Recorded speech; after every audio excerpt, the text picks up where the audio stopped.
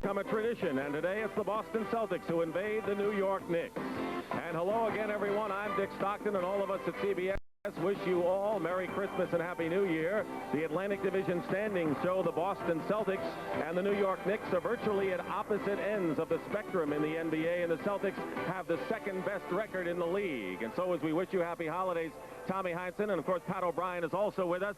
Tommy, 4 of the 6 losses by the Celtics have occurred in the last 8 games. They have slowed up, and the Knicks are improved. Does that affect what you think might happen today? This could be a real good basketball game today, Dick. I think the New York Knicks, in the early part of the season, had offensive problems. They were going exclusively to Pat Cummings and Pat Ewing. Now their guards have started to produce, and Louis Orr is rounding into shape after a long holdout.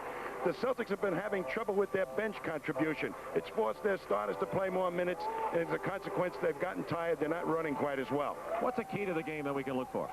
The Knicks count on the zone press to make you shoot the long outside shot. Larry Bird has been very key in destroying that defense with his outside shooting. He's been in an outside shooting slump. A very key thing, how well Bird can hit from the outside. All right, Tommy, and we're all very pleased that CBS has extended their contract with the NBA to 4 more years, starting with the 1986-87 season, and we are very much delighted. So coming up, it's the NBA on CBS.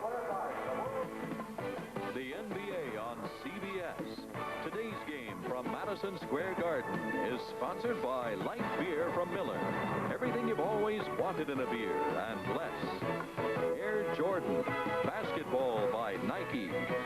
And by America's best back trucks. At Dodge, we don't just talk tough. We prove it. Knicks are looking for their 3rd in a row, which would match their season high. And here are the lineups today for the Celtics and the Knicks, starting with the Boston Celtics. And an impressive and imposing front court of Larry Bird and Kevin McHale at the forwards, and Robert Parrish, the center. And the backcourt, equally as impressive, with Danny Ainge and Dennis Johnson. Casey Jones, the quiet but masterful coach of the Celtics.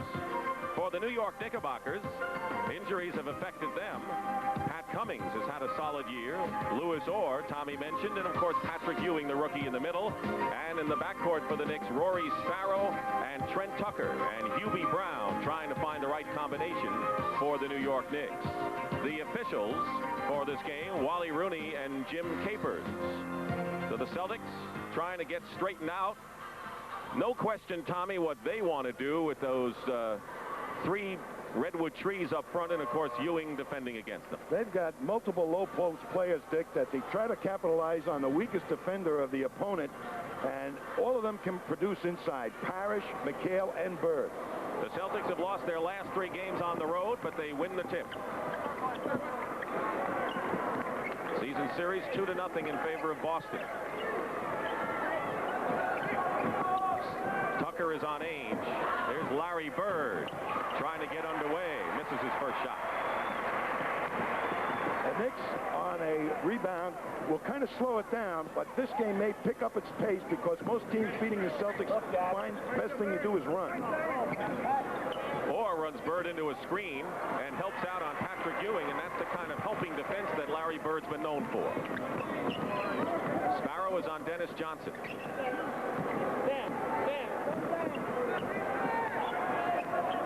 10 on the shot clock. Off the screen is Danny Ainge. Teams are cold in the early going, but a loose ball foul has been charged. The Knicks played very good inside defense, and with Patrick Ewing, one of the premier defenders down low, they're going to have trouble. And Ewing has picked up a personal foul here. Less than a minute gone by in the first period. Cummings has the tough task against Kevin McHale, who's almost impossible to match up against. Harris trying to screen for Orr, and he's called for the foul. That was obvious. He just moved out 3 feet and tried to knock Orr away. Quite obvious to me, Dick, they're trying to get Larry Bird off the snide early. His scoring, his shooting, rebounding down from last year. He's been the MVP the last 2 seasons. And handled with a back problem, which he won't complain about. Ewing gets a feed inside, fights his way in, and Parrish with a rebound. So the Knicks going to their power man. Still no score. Just about a minute and a half gone by. Kevin McHale breaks through. There is the guy that they like to get the ball to. Nobody seems to be able to defend adequately against Kevin McHale. Now the Knicks. Tucker gets through inside, but can't make the layup. And traveling call against the Boston Celtics. Well, we're seeing the Celtics trying to run more. What about the Knicks? The Knicks kind of pull it up after they have a 3-on-2 opportunity. That's the extent of their fast breaks. They don't really pressure it up as much as perhaps the other teams do. And one of the stories that have emanated in New York concerning Hubie Brown's style as Kevin McHale fouls Pat Cummings, and a lot of people think that the Knicks have kind of a dull attack. Well, it certainly isn't exciting, Dick, because they don't get any of those swooping layups and stuffs off the fast break that a lot of other NBA teams do. But they function half-court-wise very effectively because Hubie Brown is a master at execution. Here's Pat Cummings. Cummings has scored 20 points in both games against the Celtics. In fact, he's the only Knick shooting 50% from the field. They had problems in the last few games while he was out for 6 games with an injury, and it's taken him a little while to get back. Well, it took the Knicks just about 2 minutes to score. Sparrow pressuring Johnson in the backcourt. The Knicks have been known for holding teams down and playing low-scoring affairs. Bird free in the corner, and he's on the board. With that press defense, Bird will have the open shot more often than not. Casey Jones wants him to take it. Louis Orr. Since Orr's return, the Knicks have been virtually a 500 team. Now Danny Ainge is called for a foul. That is the 3rd team foul. 2 team fouls against the Celtics. The Knicks, when you're 9-19, you're not going to have a winning record anywhere. They're trying to get closer to 500 at the Garden. Trent Tucker with a good outside shot. Misses a 3-pointer. Ainge.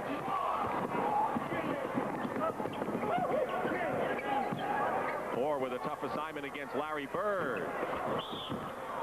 And it'll be a Knick foul inside. That's where Larry Bird has really been having his difficulties. They're trying to put him on, make him put the ball on the floor. It was almost automatic the last couple of years that Larry Bird would make these type of shots. It looked like so natural. Now it's almost like I can't believe he's missing them. But they've always been difficult shots. Do you think he plays on a higher level than anyone else and therefore is scrutinized in what is just a average good game for him? Well, he makes the unusual look normal. McHale is fouled going in. Pat Cummings with his first personal foul. How do you defend against Kevin McHale if you were a coach and you had the right guy? Well, McHale, once he gets the ball, he's got such long arms, and he's got all kinds of moves going to the hoop. You try to cut him off to the middle, as Cummings did right there with his body, and you end up getting fouls, however. But he's got that natural long arm advantage of getting the shot off against him. He's coming off his best game, 34 against Philadelphia in a losing cause. I tell you, he's developed some new moves this year, too. The Celtics lead by 4 with 3 minutes going by here in the opening period. Dick Stockton and Tom Heinsohn here at Madison Square Garden. Ewing outside. And Trent Tucker, that's what he's in there, one of the top 3-point shooters in the league. Celtics trying to run all the way back, and Bird can't convert inside. There you see the difference. The Knicks make a basket, and immediately the Celtics push it up quickly to try and score an easy baskets. The Knicks don't do that. That's a demoralizer, isn't it? Knocked away. It is still New York ball as Ainge helping out with Parrish on Ewing. There's the made basket. Long pass off the made, and Bird had an angle on the hoop. It would have taken a spectacular play, but they want to force the pace. Tucker inside to Ewing. Double team.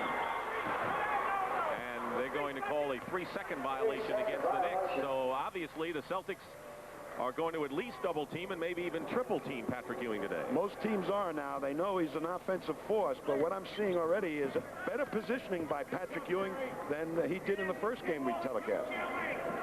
He was used to taking that 12-footer, and I think now he's getting closer to the hoop, which is what everyone wants to see him do. Johnson is fouled by Rory Sparrow. Dennis Johnson is such a key player for the Celtics. Some of their problems developed when Johnson got hurt.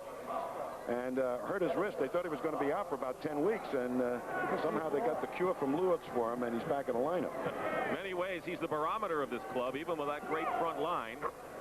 He was ejected from the game in Philadelphia, and the Celtics lost. He had that sprained wrist, and the Celtics lost. And actually, if you think about it, he's maybe the true catalyst of this team. He's developed into such a great all-around player, and the other teams he played with, he just played defense. Here he's offense, too. Sparrow. That's what the Knicks guards have to do, hit when they're open, and Rory Sparrow did it there. We haven't seen the trapping defense by the Knicks. In past years, it came from their second unit. They don't have necessarily a second unit anymore, although Ernie Grunfeld plays a big role there. Johnson going to the hoop and draws the foul. Good inside move by Dennis Johnson, and the personal foul is on Tucker. So all of the 5 Knicks starters have picked off personal foul. When you talk of multiple low post players, you think of the big guys, but Dennis Johnson, when he gets in that low post, he's as effective as a 6'10"er because he's got great body control and he can make you pay the price, and most guards can't defend him. Right? Jimmy Brown was telling us what's really tough about Johnson is that he'll penetrate and get your big men in foul trouble. Well, he doesn't have that great speed, but he's such a savvy player. He picks his spots to weave through that defense. Celtics by 3, 7:45 remaining in the first period. Celtics won 9 in a row before splitting their last 8. Coming. Good move. Rolled out, however, and now the Celtics try to push it up. It's 3-on-3. Knicks get back on defense. Parrish inside. But Parrish running. It's so important for Parrish to run. Very important that McHale and Parrish run to establish tempo for the Celtics to get those easy hoops. Good basket by Robert Parrish. Timeout called by the Knicks. The Celtics lead by 5. Teams feeling each other out in the early going on Christmas Day in New York. I mean, if you don't get back on defense against a big man who can run, you're in trouble. Well, the Celtics really don't have a fast team, and having a fast break team revolves around a third man up to create that 3-man attack. The big guys have a tough run. Parrish disappears in your screen, but watch him outrace Patrick Ewing up the court for the easy hoop. The Celtics really need a lot of those type of baskets from McHale and Parrish to be an effective running team. That's an awfully difficult long run for those big guys. The Knicks will inbound after their timeout. 7:22 remaining in the first period. 5-point lead. The Celtics have led all the way. Sparrow working against Ainge. Cummings. And Parrish gets the rebound. 4 for Robert Parrish.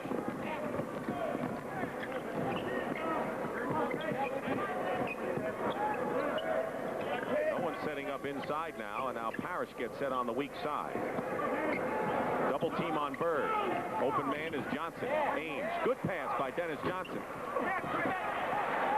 Ainge couldn't connect, and now the Knicks trying to cut it to 3. Sparrow. 2 in a row from outside. And that's the first time all game that the Knicks have used the 4th man up the court for a wide open shot. That's good signs for the Knicks. They get Sparrow and Tucker came off a tremendous game against Detroit the other night. They hit from outside. The Knicks can probably play with anybody. Parrish inside, and Sparrow called the most consistent guard we have. The rebound, but throws it away. Rarely does he commit that kind of a turnover. And Larry Bird burns him, and Bird now with 4 points. Eagerness that time to get the ball to Ewing, who had left Parrish in the dust. They made a turnover. They're not too smart when they're trying to run, however, at times. Knicks have not been able to get the break going. They haven't gotten the turnover much. Or, top of the key, Dennis Johnson recovers. And the Celtics trying to open up to 7. Pass a little bit too high off the glass for Parrish. Sparrow with a good move on Dennis Johnson. Too hard off the glass. Ewing is back for the Knicks. Ainge. Johnson behind. Fine defensive play by Lewis Orr. He got Dennis Johnson, blocked him from behind. But the Knicks have not been able to score with the chances they've had. Boy, they had a beautiful 2-on-1 opportunity that time, and Sparrow's bad pass fouled it up. Cummings. The Bird helping out on defense, and Pat Cummings goes inside, and it's 13-10. Cummings makes you think, how do you score like that? He doesn't look like a player, but does he get the job done? Bird, and now Orr with the rebound, and the Knicks can creep within 1 point with a basket here. Bird is 2 for 6 from the field.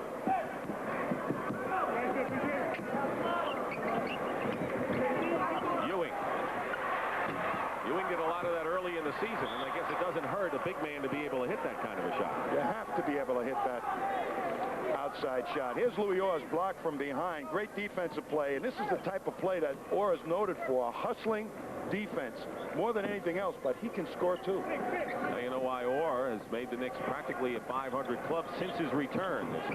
They were in quite a hole when he was a holdout. McHale on Parrish's miss. That's the offensive rebounding that the Knicks are concerned about, and for that matter, every club. What a play by Larry Bird. He knew exactly where Kevin McHale was and how open he was. Ken Bannister, the other big man the Knicks have, gets set to report into the game. Ewing has not scored for the Knicks, who are down by 5, and Ewing still unable to score, but Cummings saves it. We're going to see Larry Bird. He gets position before the shot is even taken, which is the smart thing to do. He picks it off. He knows that McHale is open. Look, he didn't even look at McHale, and off it is to McHale and off the glass. Bannister is into the ball game now. Strong and powerful backup, was the 156th player drafted last year. Bannister trying to muscle McHale. On a switch, picks up Johnson.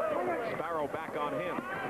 4 seconds on the clock. McHale missing, Ewing the rebound. So the Knicks, for the few times, going with Bannister and Ewing at the same time.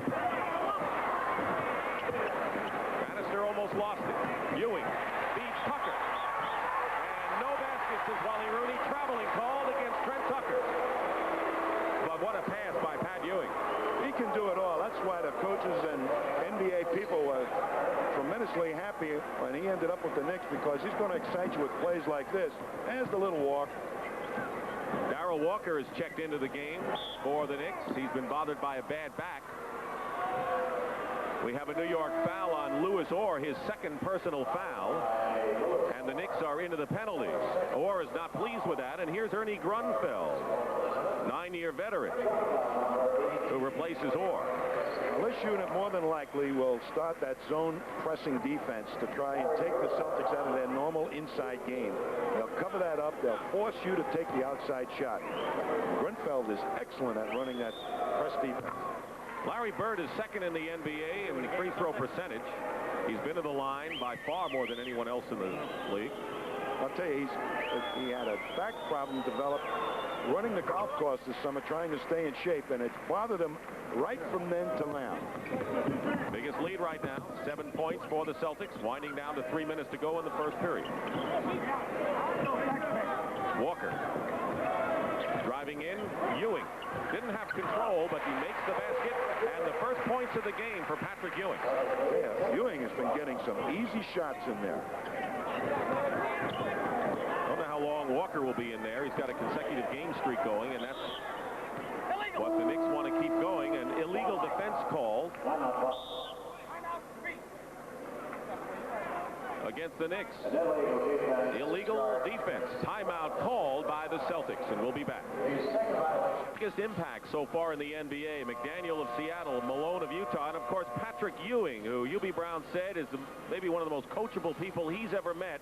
And here he is in an earlier action. And here we're seeing that he's learned the lesson that closer to the basket is better, as he takes it in very close to the hoop with a nice pass and kisses it off the glass. But he, in the first game, was getting bumped up the foul lane a lot, so that he was getting 10 and 12-foot shots rather than those in-close ones. The interesting thing is that he never practices, does he? He's only made 2 workouts on the floor. He's been at every practice, but he hasn't worked out. He's had multiple injuries since the opening of the season, so his improvement is remarkable. 2 minutes and 40 seconds to go, first period. 17-12 the Celtics. Grunfeld on Bird. 8 points for Larry Bird, and he went by Grunfeld. Both teams shooting poorly so far. And and Bird fouls Bannister. That'll be only the third team foul against the Celtics, and the first against Bird. Well, Bird, when he finds a man that he's not quite sure is a good passer, he'll go up and harass him, hoping to make a turnover. Almost picked the ball off. Darrell Walker looking for Ewing. Fires away. Scott Wedman into the ball game, gets the rebound. And Jerry Seasting. Bill Walton hasn't yet come into the ball game. Harris hits a baseline shot. Two of the big Celtics up the court quickly that time, both Bird and Parrish. Under 2 minutes to go, and you saw the big redhead waiting to come in on the side. As Casey Jones has opted for Seasting and Wedman as the first two men off the bench in this game. 6 on the shot clock. Walker. Tipped up and in by Bannister. 7-point lead for the Celtics. Boy, Bannister used that wide body to advantage that time. Walker is on Dennis Johnson. Walker with a reputation of being a pesky defensive player. Grunfeld bodying up on Larry Bird doesn't do any good, as Bird is really taking advantage of Ernie Grunfeld. He knows he can get the shot over the top of Grunfeld, and if he can get an angle, he'll use him to spin off, too.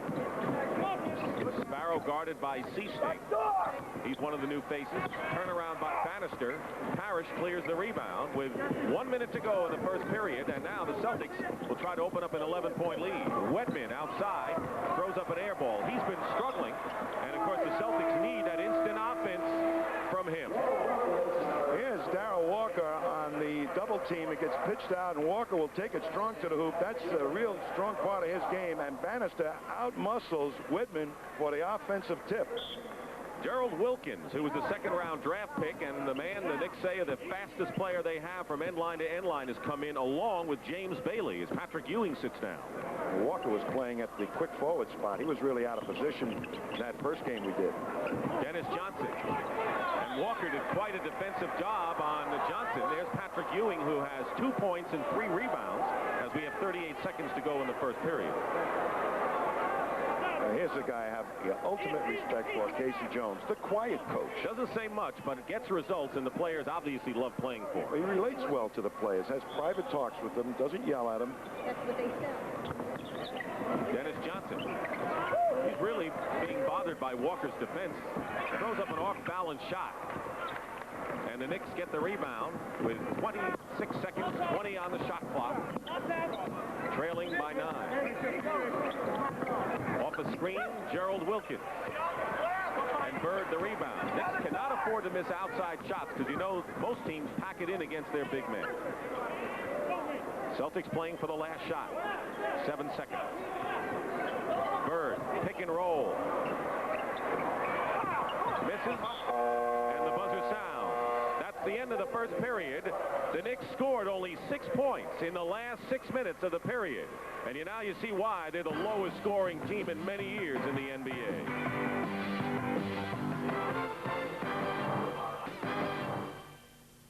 A reminder, Saturday on CBS Sports, we have a team game of contrast. Georgia meets Arizona in the Sun Bowl. The Bulldogs with a strong ground game. The Wildcats like to throw. That's at 12:30 Eastern time. And then one of college basketball's hottest rivalries, Louisville against Kentucky. Kenny Walker, the All-American from Kentucky, 4 o'clock Eastern time. A big Saturday of sports on CBS. You're going to see switching defense. Celtics are renowned for helping each other out. When you get picked off, you see Jerry Seasting, number 12, gets muscled there by Kent Bannister. But Bird, alert to that situation, goes right out there and tries to give Seasting some help. The Celtics are renowned for helping each other. That's why they got that team concept and that pride thing they talk about. And they've got a lead of 9 points over the Knicks. It's been 29 years since a team has averaged lower than what the Knicks are scoring, 95.5. In one game this year, they scored only 26 points in a half. That was against Indiana. If they're inside people, Ewing and Cummings are not scoring well. They very definitely have offensive problems, and they haven't shown well here in the first half. Walker and Wilkins at guard. Bailey and Grunfeld up front with Cummings. Walton is into the game, making his first appearance, as well as Rick Carlisle. So the Celtics and KC going deep into their bench here. Cummings over Walton hits. What has Walton meant to the Celtics. He's given them extra defense in the center position, and Robert Parrish some extra minutes on the bench so he can run harder. Walton is delighted, of course, with coming over Boston as Bailey commits the foul. So there's a look at Walton, who's playing hard at 33 years old. He came to the Celtics with an awful lot of enthusiasm. But on the court right now, Dick, is the second unit of the Celtics that's really been having some problems. In what area have they been? In offense? Offensively, they're like the Knicks. They're having trouble scoring points. No one's like the Knicks when you talk about points. Wedman guarded by Grunfeld. Into Walton. Walton gets the basket, but his biggest contribution has been off the boards, hasn't it? And perhaps getting the Celtic fast break going with quick outlet passes. He's renowned for that. Lead is 9. Bird all over Cummings. Grunfeld shooting over Seasting. And Walton gets position for the rebound. They are starting the break with that outlet pass quickly to Bird. Knicks are back defensively. And they're going to call the foul on Ernie Grunfeld. He was all over the back of Scott Wedman. We're going to see coming up on Where's the Bench here right now, the contribution over the years that the Celtics bench has made. Their championship season, 35 points a game, and it's down to 22 this season. So they're really having offensive woes there. Of course, they have a lot of new faces, and they're just trying to get the chemistry going as well. What's really significant, Dick, is that bench changes its personality. They're not inside players, they're outside players. Wedman missing the shot. Actually, Walton is the only reserve that you can rely on from inside play. Their championship season, don't forget, Kevin McHale was the 6th man. And he's a heck of an inside offensive player. James Bailey in the lane. They don't expect scoring from Bailey. That's a bonus. They like his rebounding and shot blocking abilities. He's had an injured knee. And Hubie Brown looking for a contribution from him today. 25-18, the Celtics lead. 2 minutes gone by, second period. Walton falls down, and here comes Wilkins. He's fast. Walker on the break, and traveling call. Hubie Brown says that one of the reasons we're having trouble with the fast break is we don't have enders. Well, Wilkins and Walker should be enders, in my opinion. They can stuff them on the fly. They ended the break for the Celtics, and the Knicks missed an opportunity. It's kind of interesting to me, Dick, on what the Celtics are trying to do with this second unit to break that offensive slump. They're trying to continue the same style as the first unit by getting the ball inside to Walton. Walton is really not as good an offensive player as a McHale or a Parrish, but he still can produce some points in there. Patrick Ewing comes back in the ball game. James Bailey goes out, and actually, when you think about it, the Knicks bench didn't do all that bad. They were down by 7, and that's what they're down right now. I'm surprised Hubie Brown with that second unit didn't put that full-court zone press on and really try and foul up this Celtic team. Maybe it's a secret weapon. McHale, who's no secret weapon, misses the rebound shot out of bounds. Still Boston ball. Larry Bird, who's leading everyone in scoring with 10 points, getting a breather here. Well, I'll tell you, when he gets on the bench for more than 4 or 5 minutes, he stiffens up. So he'll go through all kinds of contortions trying to loosen that thing up while he's sitting there. Carlisle and Seasting, the backup guards in there for the Celtics. Good fake by Carlisle. Off the side of the backboard, and it's going to be Knicks ball. So now with Wilkins in and Ewing, Cummings, Walker, you have some speed in there for New York. This is really a good defensive ball club, but it looks to me like they're going to pound it up and try and get it inside again. That's Hubie Brown's philosophy, and that served him well in Kentucky and Atlanta. There's some grumbling here in New York, however. Cummings turnaround. Knicks continue to have their problems putting the ball in the basket. Nearly 3 minutes gone by in the second period. Knicks still haven't scored into the 20s yet. Seasting all alone with a 5-minute. They get Carlisle on a feed from McHale. That's where McHale has really improved. Seeing the double and picking out the open man. Makes you want to forget about doubling him when he makes passes like that. Seasting came over from trade and deal with Indiana. Grunfeld hits outside. Leading Knicks scorer is Cummings with 6 points.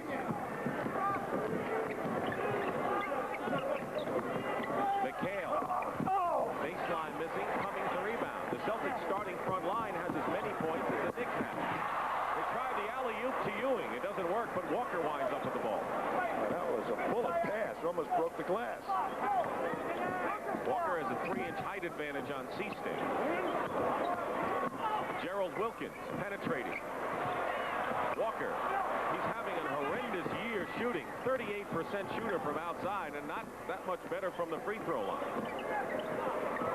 Seasting got free. That is Seasting's addition to the Celtics. Medium range to long distance outside shooting, which really helps you in the inside game. It pulls the defense away from the big guys. He was a starter with the Indiana Pacers. Well, they really wanted him bad, the Celtics. Walker has a shot blocked by Walton. Celtics with a chance to open it up to 11 points with 7.5 to play in the half. Carlisle to Walton, and an offensive foul called against Carlisle. Couldn't quite make up his mind what to do with it. As soon as he saw Ewing show up, he had a different idea. Here's Walton coming into the play. That's what he adds to the Celtics. Good defense, penetration. That was McHale swatting it away. And that's two good shot blockers inside for the Celtics. Walton and McHale and Robert Parrish. They got some real premier inside defenders. Now the Celtics have their starters except for Seasting's presence. And a double dribble called against Ewing and the Knicks as Lewis Orr come in. So we have seen the reserves, and now we're getting the starters shuttled back in on both sides. Brunfeld going out, but the Knicks are shooting 32% for the floor. I think if the Knicks were going to make some ground, they would have had to do it with that second unit, because that's where the Celtics were having their problems. 22nd timeout called by Casey Jones, Jimmy Rogers, and the Boston Celtics. You know, it's been a surprise around the league has been the impressive play of the Midwest Division. A lot of people used to just, you know, forget about them, but look at that. All but 2 teams are playing over 500 ball, and for a while, 5 out of 6 were over 500. I'll tell you, Denver plays that running game, and the real surprise is San Antonio, where everybody said, well, they'll finish last, but there they are, 17 and 12. A real tribute to Cotton Fitzsimmons. No one argues about Denver's defense anymore. They run, they have a good time. Doug Moe is a tremendous coach, and they do play the good defense. And of course, Houston has Elijah Wan and Sampson. Well, with those 2 big guys, you got to win an awful lot of basketball games, and I think they're getting their style of play down. And should the Celtics or the Lakers falter in either of those conferences, I'll tell you, there's a lot of teams ready to step on board and take it on. Seasting into Bird. Taken away from him from behind by Orr. 9-point Boston lead. The Knicks have not had the lead today. Sparrow misses a wide-open shot. Knicks get another opportunity. 6:45 remaining in the first half. That's the type of shot that you can't afford to miss, a wide-open jumper. Cummings going strong to the hoop. How many times have you seen the Knicks get second shots inside? They're not banging. This is not exactly the best of rebounding teams, the Knicks, even though Cummings is a heady rebounder. McHale is fouled. But Patrick Ewing is just learning his craft as a rebounding pro. From what I saw in that first game, he waits too long to go for the board. Second personal foul on Rory Sparrow, and already the Knicks have 4 team fouls. They trail by 9 and will take a timeout. 29-20, Boston leading New York here on Christmas Day. And of course, Tommy, you talked about teams faltering and maybe giving problems to Boston or LA. Right now, it looks like it's Boston and Los Angeles way ahead of the pack, and I don't think that there's another club that can say we can beat them right now. With the current personnel that they have on their rosters, but they could be injured dramatically if a Kareem Abdul-Jabbar went down for the Lakers. They don't have an adequate replacement. They'd be right back in the pack. And if Walton or Robert Parrish got injured for a prolonged period of time for the Celtics, they could be right back in the pack. But barring that, they ought to go all the way. But I would say that Pat Riley must have gone to Lourdes for the cure for Kareem Abdul-Jabbar. He's 39 years of age. He's playing like 24 years of age. Everyone would love to have that formula. McHale is on the line. The Knicks have scored only 6 points so far in this period after scoring 6 points in the last half of the first stanza. McHale makes the free throw. This definitely hasn't been an offensive extravaganza, Dick. Well, the Knicks can do that to you with the way they play their style, but the Celtics haven't been able to score many points. They're leading by 11, and that's their biggest lead of the ball game now, 31-20. Well, we just saw that switching defense of the Celtics catch them, and the Knicks alert to it. Seasting had to switch out on a big guy, and they take it immediately into the low post, and Seasting fouled, so they wouldn't score an easy hoop. Only the first team foul on the Celtics. Parrish blocks Patrick Ewing. And the Celtics with an 11-point lead and halfway through the second period, trying to raise it some more. Orr is all over Bird. 8 seconds on the clock. Parrish gets his own rebound. Gets the ball out to Dennis Johnson. New clock, of course. Seasting from the corner here. You know, we talked yesterday. Hubie Brown says if the Celtics had any vulnerability, it's the fact is that they're not a fast team and you can break on them. But the Knicks have converted only 1 of 7 fast break opportunities. And what can Hubie Brown do? Well, you better get the ball off the boards first. That's what starts it. We're going to see some Robert Parrish defense coming up right now as Ewing is out in the lane. Parrish kind of keeps some distance between him and Ewing so that he can cut him off at the pass and then gets his hand on the ball. Forces you to come back to you when you force the man underneath the basket. He can't shoot the ball through the glass. He's got to bring it right back to you. And Parrish is sitting there waiting for it. Well, you talk about getting the rebounds. Hard team to rebound against, but they're 1 in 7 in the fast break chances. And you can see Hubie Brown giving the pep talk on the 22nd opportunity. Fact is, without King and Cartwright and Ewing handling the burden with Cummings in support, the Knicks really are under the gun and really are, you know, it's almost like Custer's last stand out there. Well, they were showing signs of improving until this first half here. The Celtics have really laid a number on them. They're having difficulty even running their set offense, let alone the fast break. Brown has been totally out of the game. Not much for them to cheer about. Tucker missing on a runner. Celtics trying to keep that pace going. Long outlet pass. All the way Sparrow feeding Ewing. And Patrick Ewing is fouled. Good penetration by Sparrow as he got the ball to Ewing. And that was really a heck of a pass because Parrish didn't move too far from Ewing. He's not going to let Ewing get the ball easily. So on any kind of penetration, Robert Parrish is using good judgment. Ewing has scored only 2 points in the ball game. He's had some easy shots, too. It's Danny Ainge has come in the ball game, and Seasting goes out. A lot more body going on in this ball game against Ewing to knock him off his rhythm than was in that first game we telecast. Even though he's playing against Moses Malone in that game. Ewing is 1 for 5 from the field. 11-point lead for the Celtics. Tucker defending against Dennis Johnson. Looks like they're going to trap. And here it is, Cummings helping out. McHale left open. Ewing closes in, and McHale off the rim, tipped up and in by Robert Parrish. Well, Robert Parrish was rebounding against Louis Orr, and Louis, even though he tried to block him out, Parrish still had the size advantage. That's what happens against that press defense. 4:40 remaining in the first half. Once again, a 13-point Celtic lead matches their biggest lead. They double Ewing. Sparrow penetrating again. But Parrish with another rebound. He's got 9 already in the game. The Knicks are nowhere to be seen on the boards. Dennis Johnson misses, and Parrish knocks it away, and the Knicks have it, and they'll bring back Ken Bannister. Pat Cummings goes out of the ball game. Cummings has scored 6 points, and Hubie Brown will tell you that if he doesn't have a big game, the Knicks are in a lot of trouble. Well, Bannister is in here to bang the boards a little bit, too, and use that wide body as they're losing the battle of the glass. Tucker hits from outside. Cummings with 6 is the high scorer for the Knicks. You know, Casey Jones feels that some of these players of the Knicks have been maligned. He thinks they got 3 great guards, Tucker, Sparrow, and Darrell Walker.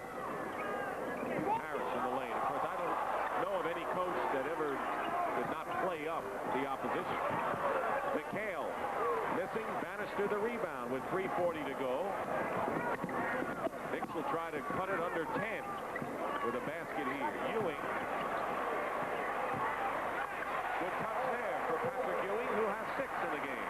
Let me tell you something right now, Dick. I think that the Knicks, as badly as they're playing, they're still in this ball game. The Celtics haven't been absolutely devastating offensively either. No, the Knicks are making the Celtics play their game. It's just that the Celtics are winning at it.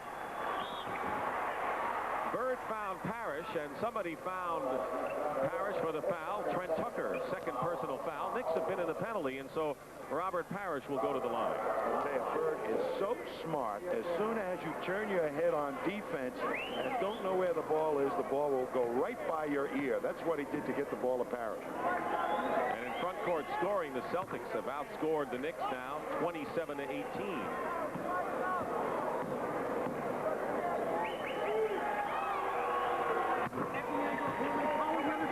Lead is 11 for Boston. Rory Sparrow.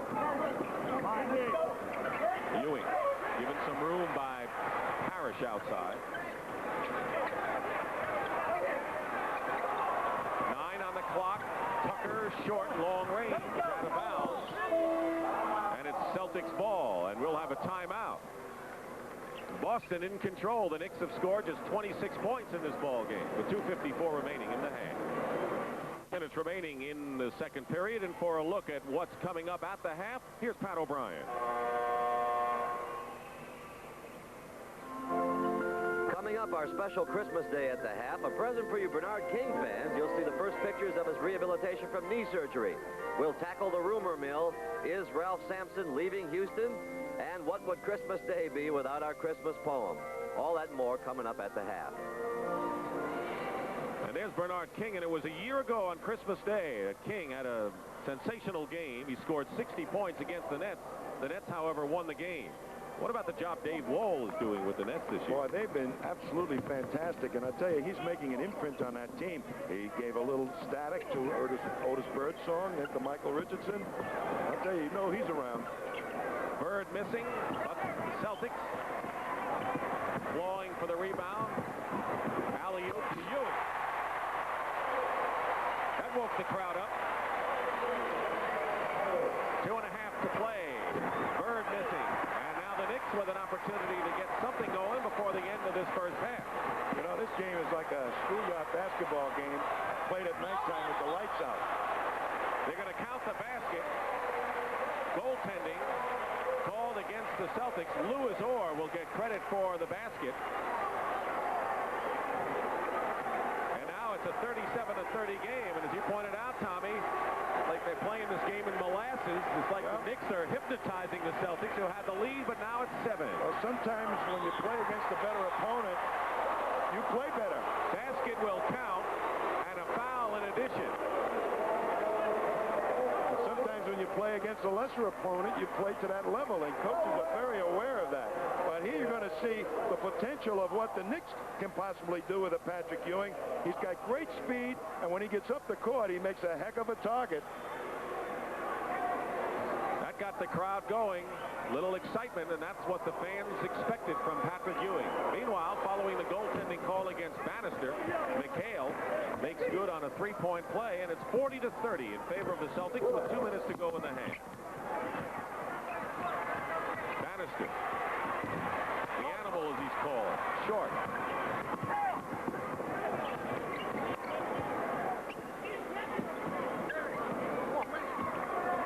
Celtics have had to play this half slow down fashion. You know, they didn't want to do that. Orr knocks it away, but he'll be called for the foul. Well, that's how smart the Celtics are. They were looking for the matchup they wanted to work on, knowing that Bannister's in there and Ewing at the same time. He's going to have to be guarding a much bigger player. That time he ended up picking up Parrish, and they slowed the ball down until they couldn't cover Parrish. Orr, with 3 personal fouls, goes out of the ball game, and Ernie Grunfeld checks in. Parrish on the line. This guy, Robert Parrish, Dick, is an unheralded player in a lot of people's minds. Up in Boston, every once in a while, you hear them. Robert Parrish isn't playing well. I'll tell you, he is rebounding better this year than he has in any of the previous seasons I've seen him. Well, he knows he has Walton coming in behind him, so he can go all out as quick as he can. Doesn't have to pace himself. Once again, the Celtics are up by 11. Their biggest lead was 13, and Rory Sparrow hits from outside. He's been the only consistent outside shooter for the Knicks, if you want to call 3 baskets outside shooting.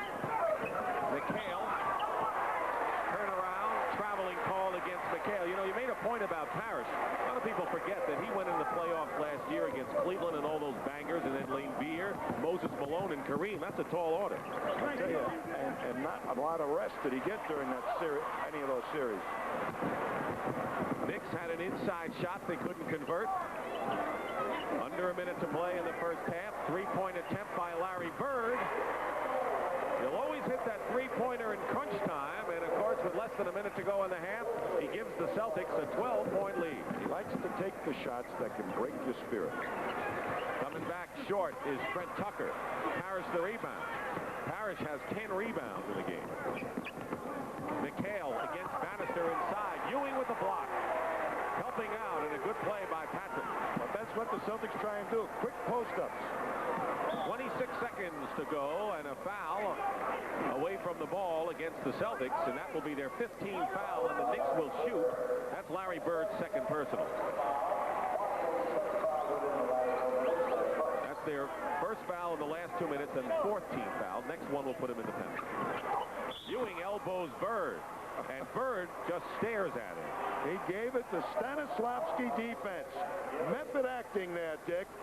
Ewing just put up his elbow and watch Bird take the super flop and convinces the referee that, man, did he hit me with a high hard one. Ewing didn't complain about it. He's a rookie. He's not going to complain yet. Wait a year or two. He complains. McHale. Parrish on the other side. Ewing had to help Bannister out as the Celtics are working that matchup. Steele, Johnson misses at the buzzer. McHale with 11. Parrish 11. Bird 13. That keeps the Celtics in business. And the biggest lead of the ball game at the half, 46-32 Boston. Pat O'Brien coming up at the half.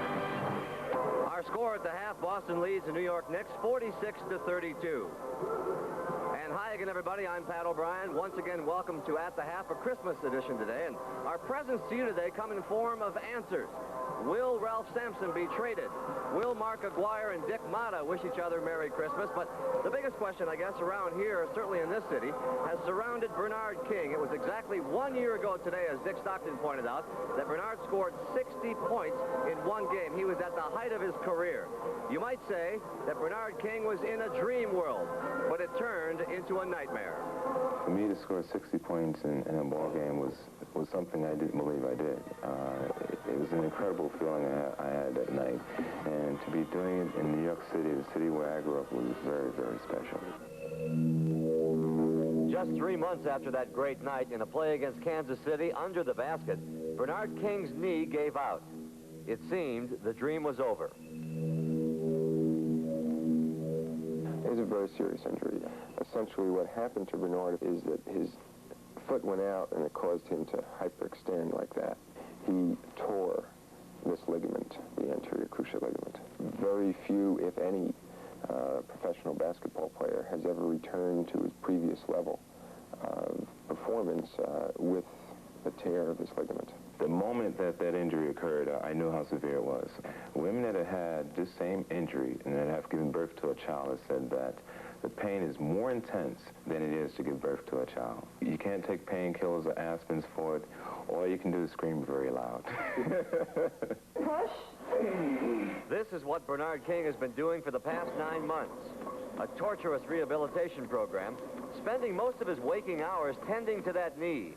With the help of physical therapist Danya Schweitzer, the knee is coming back. Is it this kind of daily regimen harder than being a world-class athlete? Absolutely. And it takes a different degree of concentration. You have to say to yourself, how much do you push it? How far do you go with it? And rest.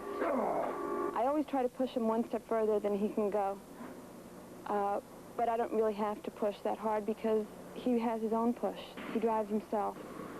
It wasn't until 4 months ago that King returned to a basketball court. And in total secrecy, he worked on his basketball skills. I'm trying to do all the things that I would naturally do during the course of a ball game. Now, I'm not doing it at the speed, and I'm not jumping with the strength and the power that I would when I'm healthy. But I see all the signs of all my skills still being there. And most importantly, the knee is stable. So when are you coming back? I can't say. But I do know today I will be back. February, maybe March? Or is it going to be this season, do you think? I'm hoping that it will be this season. And Captain King came out of seclusion, attended his first game since the injury. After a 9-month silence, he even met with the New York media. The question everybody is asking, can the dream ever resume? Will we ever see this Bernard King again? Can that knee ever hold up another superstar? Only one man has the answer. Only one man can predict. All right. I will be back. And he will be welcomed back. Some sad news to report today on this Christmas Day. Dave Zinkoff, the longtime PA announcer for the Philadelphia 76ers at the Spectrum, died early this morning of complications following heart surgery. Zink was 75 years old, and he was one of the most memorable characters in the league. And, you know, every time anybody saw Zink, we always said, Zink, you're my man. Well, Zink, you still are. Cold and windy outside Madison Square Garden, nice and warm inside as the Celtics lead the Knicks at the half. You know, our NBA news and notes this Christmas Day might be called news and rumors. The news first. The Los Angeles Clippers' Jamal Wilkes has decided to call it quits effective immediately. The 12-year All-Star has been hampered for a couple of seasons by injury and illness. But it seems, you know, the number one rumor as I travel around is the rumor that has Ralph Sampson being traded from Houston to, well, you pick a team. And today I'm here to tell you that that indeed is a rumor, and a false one at that. They don't like the way I'm playing, or he didn't like the way I was playing, or whatever else. If, you know, if that's the situation, and you don't think I'm in shape, cut me, trade me. For last year's All-Star MVP, times are not so good now. In fact, Ralph Sampson is having anything but an All-Star season, averaging only 18 points a game, 4 down from last year, and leading the Rockets in turnovers. You gotta wonder what's gone wrong. I think that the reason for his slump is that he might be trying too hard, and like I told him, maybe didn't work hard enough in the off season. That seems to be the heart of the problem. Sampson's just not living up to Fitch's or even his own expectations, and the rumor has been that Ralph is walking. I think we would be silly to trade Ralph Sampson. I really do. I just can't think of any player or 2 players that we would. Or 3 players or 4 players that we'd want to make a trade for. My contract is for 4 years. After this year, I have another year on that, and whatever happens after that, you know, I guess we'll talk then. And he has 2 years left on that 4-year contract. Meantime, over in Dallas, Mark Aguirre will attend practice tonight after being suspended by Coach Dick Motta. Aguirre was out 2 games after an argument with Motta. Motta claimed it was Aguirre's inability to get back on defense. One thing is for sure, those 2 did not exchange Christmas gifts this afternoon. And finally, our Christmas message to the NBA comes once again this year in the form of a video Christmas card. And through the magic of television, you can all open it at once.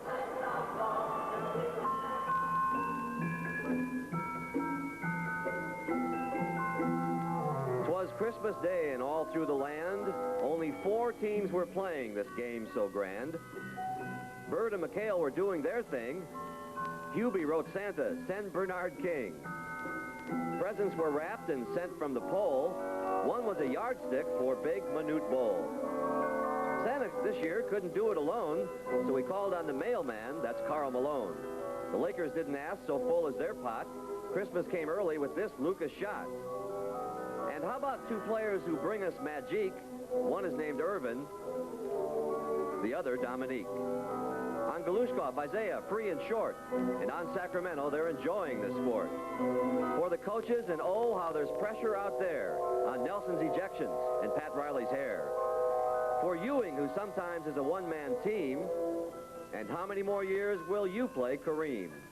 The 2 letters J, Michael and the Doc, and for Mr. Bill Walton, who's turned back the clock. And pardon us now if we mention football's fixer, but the real refrigerator is Barkley the Sixer. And sometimes the half is as good as the game. Look at this shot, a potato head with fame. With plays like this, Santa gives banners, and for a select few, a lesson in manners.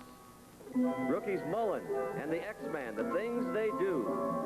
And for all you short people, this Spud's for you. So here's to the pros in the NBA. Merry Christmas to all, and to all, a good day. We hope our poem caused you to laugh. I'm Pat O'Brien at the half. So kids, go on and get your daddy and mommy. Is coming up as the second half with Dick and Tommy. Merry Christmas, everybody.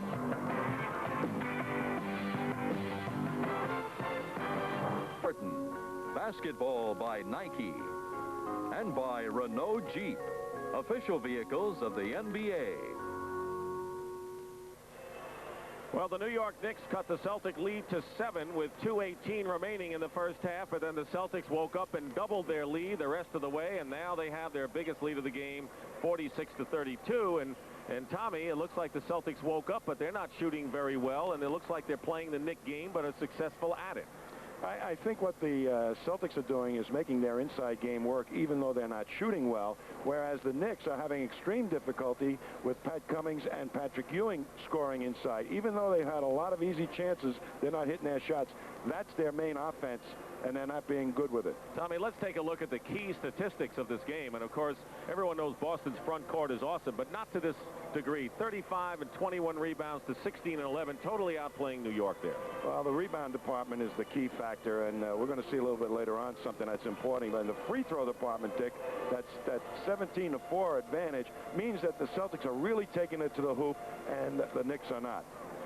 Now, this is a story graphically illustrating what the Boston Celtics inside play was all about. They go to your weakest matchup, and this time it's Bannister, the smaller player, have to guard McHale. Look what happens. Ewing has to come over to help out, and as soon as he does that, there's Robert Parrish all alone for an easy 2. He gives him a free rebounder if you try and go over there and help out when you shouldn't.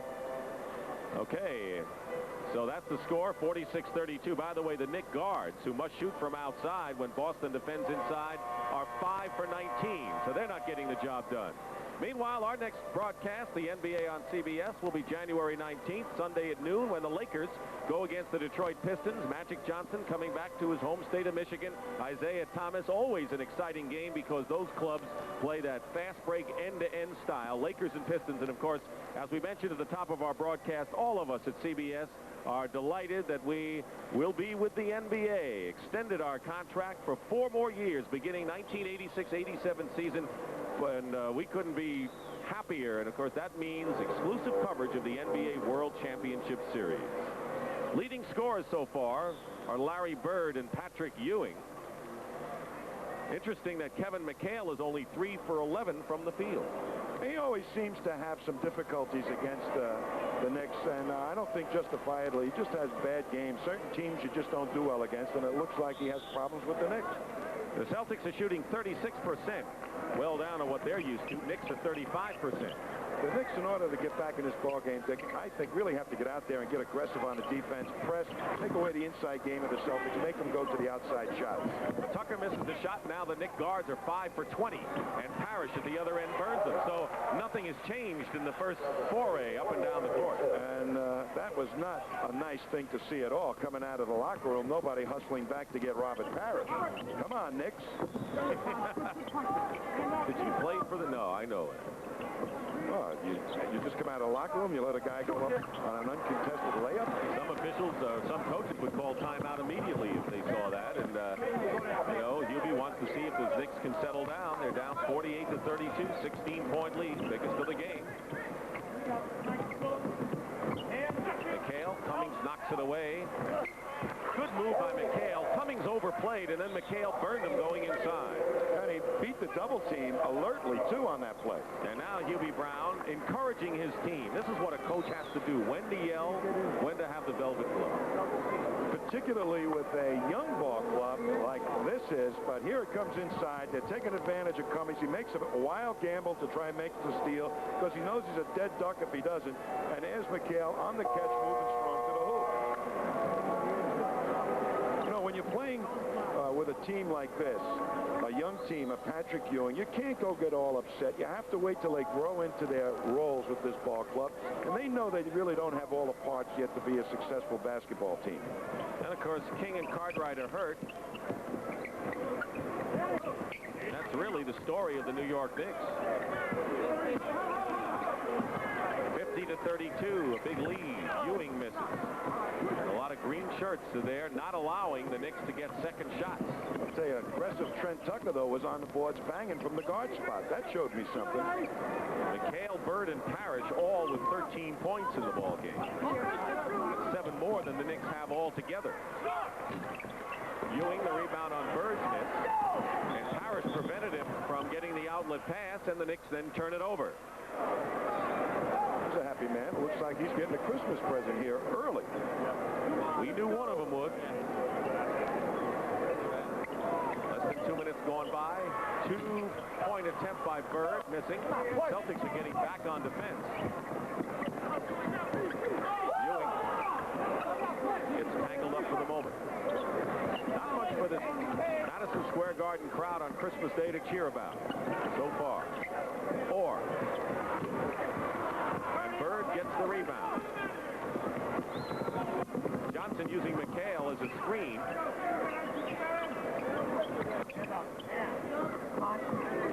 Parrish having a fine afternoon.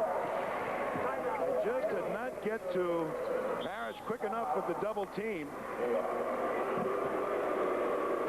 And 12 rebounds for Robert Parrish along with his 15, and the crowd's a little displeased.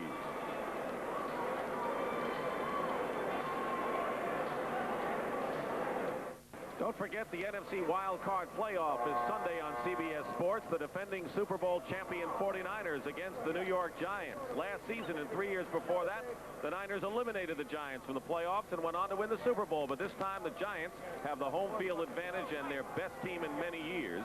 Coverage begins with the NFL Today and studio guests Dick Vermeil and Joe Gibbs, 12:30 Eastern, 9:30 Pacific, Sunday on CBS Sports. The feature on Giant quarterback Phil Simms. Following the timeout, illegal defense called against the Boston Celtics. That's Carl Banks, one of the outstanding linebackers, one of the many outstanding linebackers that the Giants will send against Joe Montana and the 49ers. I'm surprised Hubie Brown in this second half has not put that real pressing defense to work against the Celtics. It makes you come up with at least a more aggressive attitude. A loose ball foul has been called against Pat Cummings. Second personal foul, and remember when the Knicks had cut the Celtic lead to 7? Well, the Celtics have outscored the Knicks 15-2 since then, so all the Celtics needed was a little scare. 52-32, 20-point lead. And it's Knicks ball. Do you think sometimes the Celtics are bored? That's what a lot of people are saying, that their competition is boring them to death. I don't think so. I think they do get a little complacent sometimes if they feel they can beat a ball club. But they've developed some problems with that bench. Yeah, today, the Knicks are not with it. Otherwise, we might be seeing some of those problems with the bench. Parrish outlets to Bird, pass to McHale, who travels. But look how quickly they got that ball up the court, McHale. They're trying to break that rhythm, that tempo that they've been having trouble with. Run. So even on this rather difficult game, they're trying to establish something for the next ball game. Cummings goes out, and Gerald Wilkins checks back in for the Knicks. We'll try to get Ken Bannister in as well, but he's going to have to wait a while. It's 52-32, favor of Boston. The Knicks have never had the lead in this game. He's got to try something. Sparrow isn't going to dribble into a crowd. Bird is guarding Tucker now. Ainge is on Lewis Orr. 4 seconds on the shot clock. Sparrow better get it headed skyward. Just got it off in time but missed. And here's Ainge ahead of the field. Tucker fouls it. And Ainge says it should be a 2-shot foul. And he's right. It is. The Knicks have a rule, no layups on a fast break, but the Knicks are trying so hard to bang that offensive board that they're leaving their backcourt uncovered. If the Celtics can get the rebound, they've got 2 or 3 guys streaking up the court uncontested. They're going to say that when that foul was on the breakaway, so it'll be 2 shots and retain the possession for the Celtics, and that's a rule that was put in because of the playoffs and all the aggressiveness a couple of years in the playoffs. And a breakaway foul means that if you come from behind to try and catch the man and grab him, it's an automatic 2-shot and you still retain possession of the ball. Ainge, by the way, with his first points of the ball game on the free throw. Ainge and Dennis Johnson are 0 for 8 from the field. Shows you what that front court has meant for Boston today to open up that big lead. Bird on a feed from Dennis Johnson. Traveling call. He knew Ewing was coming that time to block the shot. That's what forced the fake. That's called intimidation. 4 minutes gone by here in the third. Celtics got a scare and it'll run away from the Knicks. Or will go to the line and shoot 2. That time they triple teamed Patrick Ewing. He's getting all pro treatment right now. Double teams, triple teams. Hubie Brown, you just saw on the screen, a very frustrated man. Here's the triple team. 3 guys around Ewing, forces the pass. He makes a good pass to Louis Orr to find the open man, and he ends up fouled on the free throw line. But Hubie Brown is under a lot of pressure here to produce. You know, it's not easy to coach in New York with all the press. Some people saying he should run a little bit more with the offense. Maybe he should. Well, he knows one way to coach. The Knicks scoring their first point of this half with 7:48 remaining in the third period, 54-33.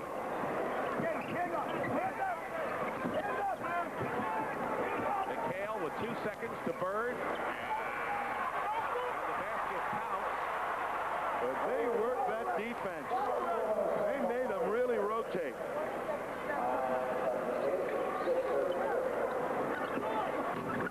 Missing is Wilkins. That's not his best shot. Dennis Johnson. McHale. No basket and 3 seconds called against the Celtics. The Knicks 9-19. The last time they beat the Celtics was the 6th game of their Eastern semifinal 2 years ago, when they extended the Celtics to 7 games in an exciting series. They haven't beaten Boston since then. Offensive foul called against the Knicks. That was excellent defense by Dennis Johnson that time. The front, Ken Bannister. And the Knicks are 0 for 7 from the field this period. With an engineering degree out of Villanova, the only Knick to start every game, a hard-working player, and as Hubie Brown said, the most consistent leader player that he's had. He really works hard. He's a very good defensive player, and he seems to have gotten his confidence offensively. But not in this game. Larry Bird puts a fake on Ewing, and a Knick foul. He was hit in the head. Ewing has a few words for Wally Rooney there, but it's going to be Ewing's foul, his 3rd personal foul. The Knicks have scored only 1 point in the last 7.5 minutes. They try to press that time a little bit, get aggressive, take some kind of aggressive posture defense, hoping that will translate to some easy baskets. But they end up putting Bird on the foul line. Larry Bird now with 16 points. He always seems to have a big game against the Knicks. 6 rebounds and 3 assists for the day. You know, he's got quite a wit. Last year in the playoffs, some fan in Detroit said the Pistons are going to beat you. He said, "Fan, you got a better chance of seeing God." He doesn't have much to say, but when he does, yeah, it comes out. It's going to sting. Bannister, feed back to Sparrow. Wilkins. This is the jumper, and Bird gets the rebound. Double dribble, discontinue. We'll turn it over to the Knicks. Ernie Grunfeld will check back in. Well, so far this year has been anything but what the New York management and fans expected. You know, they saw Patrick Ewing here winning the lottery, as you saw at the top of our program. We said Christmas came early, but it's not been a Merry Christmas for the Knicks.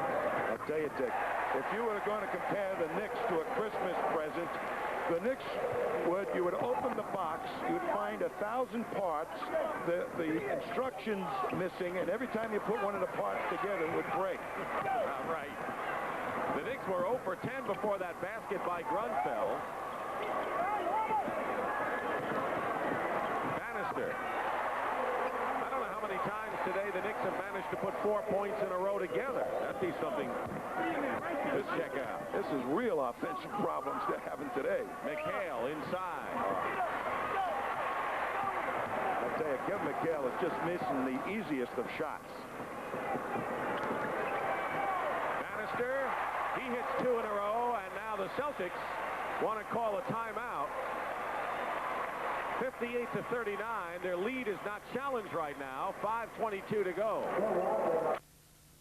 General manager of the Knicks, Alan Cohen, is sitting right in front of him. He is one of the owners of the suffering more than Alan Cohen. Looks like nobody wants to sit next to him either. Jerry Seasting has come in the ball game along with Bill Walton for the Celtics, and the Knicks committing a foul, and that's Patrick Ewing's 4th foul. 52 points is the lowest amount that the Knicks have scored after 3, and they're going to have to go a ways to surpass that mark as Cummings comes back in the ball game. Ewing goes out for New York. Ewing has 8 points and 5 rebounds. It's been a Boston day. Winding down to 5 minutes to go in the period. Larry Bird and Scott Wedman in. Second unit in there now for the Celtics, along with Larry Bird. Walton gets the offensive rebound, shuffles it to Seasting. Bannister for New York. Bannister. How well the Celtics block out on the boards.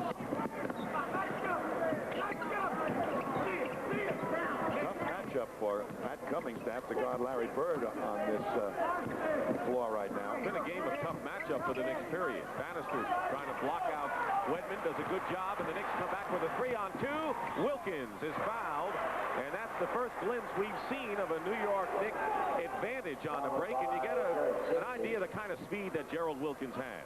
Well, when he was playing a quick forward spot and they weren't fast breaking, the best part of his game wasn't being utilized. When he's in that big guard position right now, he's going to give him power on the boards.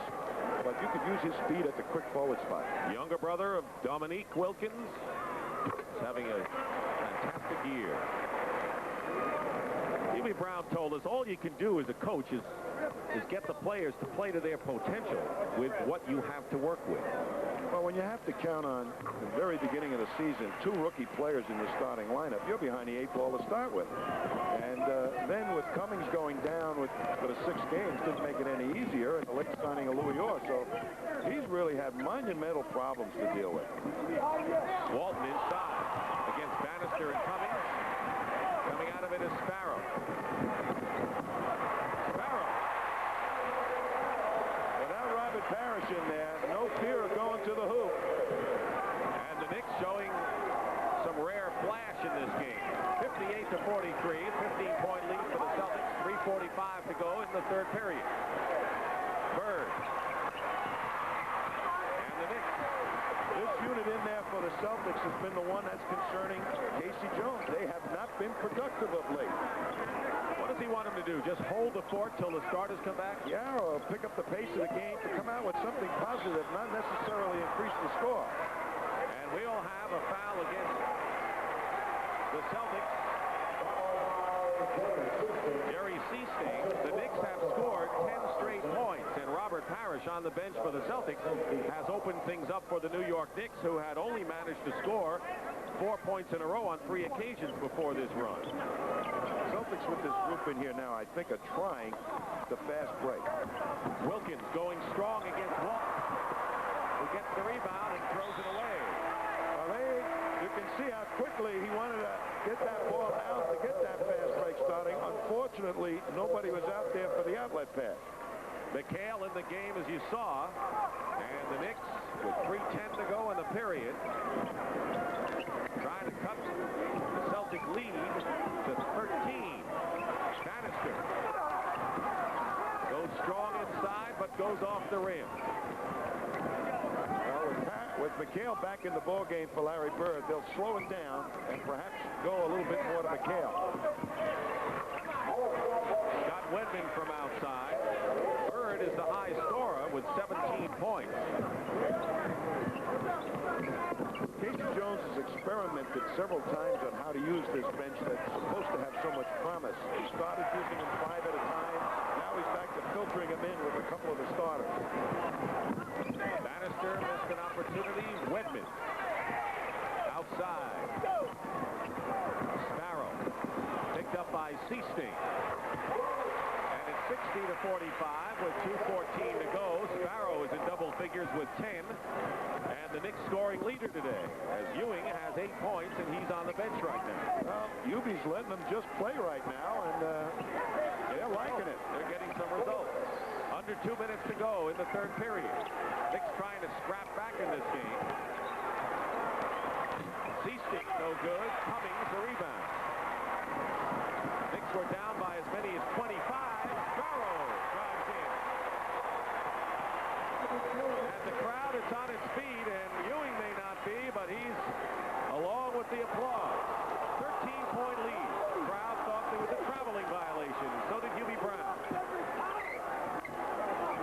7 on the shot clock. Ainge for 3. And it's Knicks ball with 1:22 to go, and they may be back in the game, Tommy. The second unit is still having offensive problems for the Celtics. Here's Sparrow, who pushes the ball up and now knows that Parrish is not in there, goes against the basket strong against Scott Whitman. The Knicks are on a 14-2 run to cut the Boston lead to 13. And Cummings has his shot blocked by Kevin McHale. Bird is on the bench, so is Robert Parrish. But if the Knicks continue to chip away, you'll see the two of them coming in a hurry. Under a minute to go in the third. McHale. And they're going to call the foul against the Knicks, and Grunfeld claims Boston might have been involved. Cummings with his third personal, and now James Bailey checked in, giving Cummings a rest. Kevin McHale has developed some real fine offensive moves in addition to that fall-away jump shot that's been so effective for him for the last few years. He's learning how to put the ball on the floor a lot more effectively. Sam Vincent is into the ball game. His first appearance, the #1 draft pick out of Michigan State. And the man the Celtics think is going to be their future playmaker. He's got the same potential for this ball club that Tiny Archibald had in one of their championship years when Bill Fitch was coaching the Celtics. He can penetrate, and he can really make that fast break sing. They brought him along slowly, as the Celtics do with all of their rookies. 43 seconds to go. Bailey working against Walton. Scoops it up. A little bit too hard off the glass, and Vincent clears. Seastick. Walton filling the lane. And a good play by Seastick in particular. Yeah, but the guy that made it was Sam Vincent. Got the rebound and got his head up and looked up the court. That got everybody running. 16-point lead once again. The Knicks had it down to 13. Bannister setting a pick on a pick and roll. Walton defending. Bailey will go to the line. He's fouled. Casey Jones has a feeling that Sam Vincent may be the key to unleashing the potential of that second unit. Here's Walton, who has hustled up after the long pass up the court to Seasting. He slips right down the middle before the defense can get in to stop him. 4 points and 6 rebounds for Bill Walton. And here's James Bailey. In his 7th year, he once went to the Final Four with Rutgers in the NCAA tournament. Kind of a guy that's gone from team to team to team, and it makes me wonder, are the teams wrong, or is James Bailey not that good a player? I was there as a great rebounder and a good inside player. I think some people are trying to make him more than he really was capable of being. Bannister goes out and Lewis Orr comes in. Bannister, 6 points and 11 rebounds, has played very well today. Maybe largely going unnoticed. Trap defense, turns it over. 2-on-1, Wilkins all the way. Down to 13 again. Vincent and Wilkins, couple of racehorses. And the Celtics thrown away with 2 seconds to go. Vincent off of Whitman. He's finally using the trap press defense. They're getting very aggressive, the Knicks.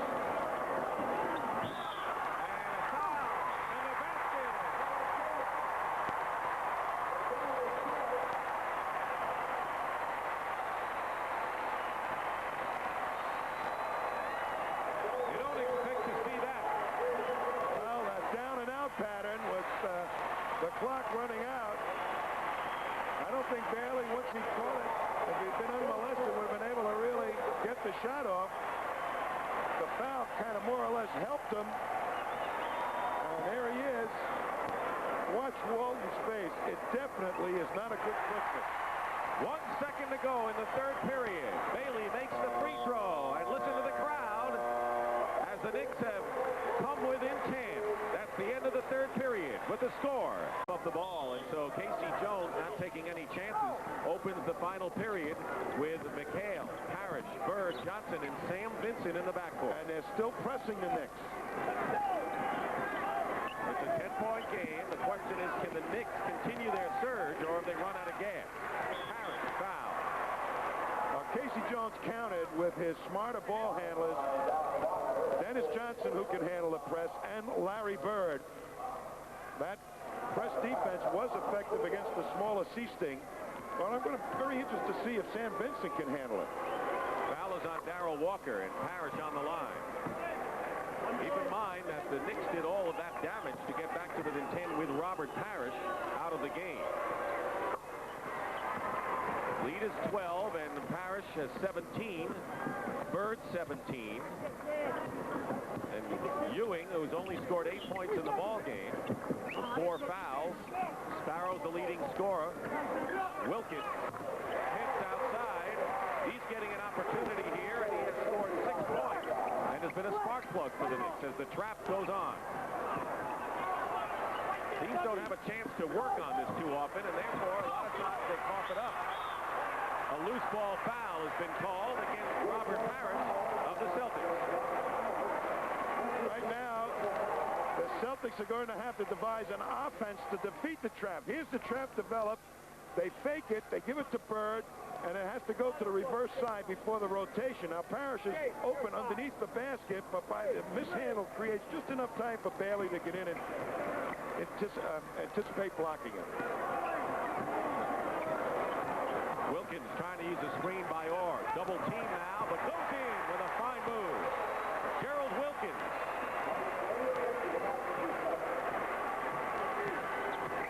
Out of the University of Tennessee in Chattanooga, sparking the Knicks. We're down by 25 at one point. Now with their pressing defense, trying to turn it over. And where is your inside game now? That's what this defense does. Takes you away from the strength of what you like to do. I'm surprised they waited so long. As Wilkins using the screen, like his brother Dominique, comes strong to the hoop. Good up fake. What a great athlete.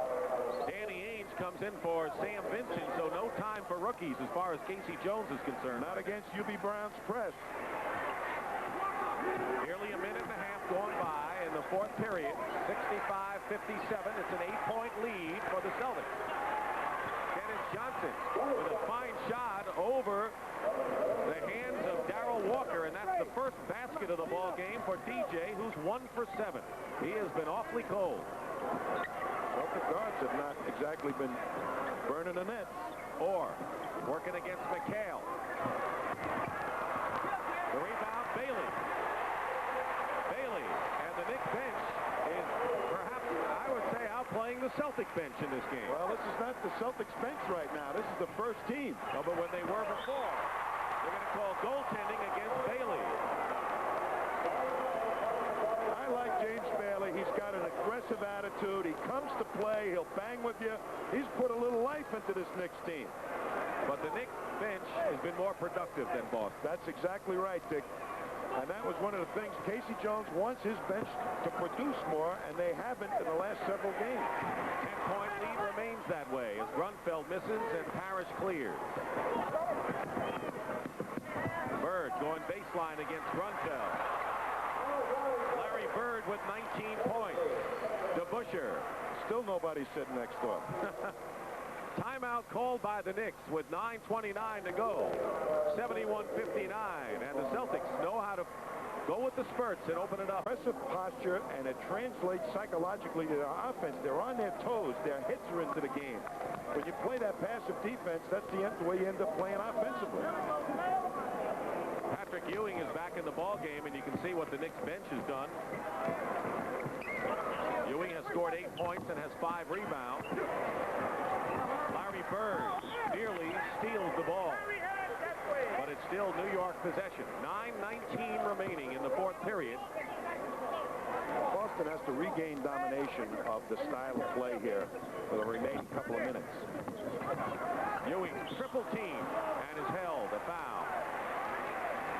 Larry Bird, third personal foul, making McHale with his third. 3 on McHale.